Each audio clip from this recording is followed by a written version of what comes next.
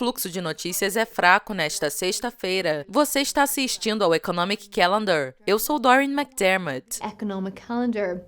Coming up first. O primeiro item, às 8h30, horário de Greenwich, é a balança comercial do Reino Unido para agosto. O déficit aumentou em julho, pois as importações superaram as exportações, ficando no nível mais alto desde abril de 2012. 12.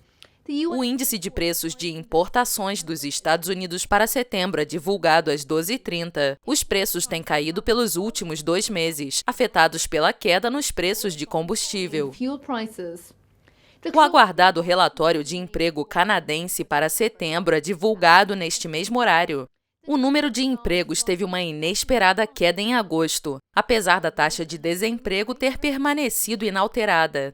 O saldo orçamental federal dos Estados Unidos para setembro, que será o último lançamento cobrindo o ano fiscal de 2014, é divulgado às 18 horas. O déficit orçamental tem diminuído mais do que o esperado e poderia atingir o nível anual mais baixo desde 2007, pois as receitas aumentaram. 7. Isso encerra o Economic Calendar de sexta-feira, 10 de outubro. Voltaremos com os principais eventos programados para segunda-feira. Até mais! See you then.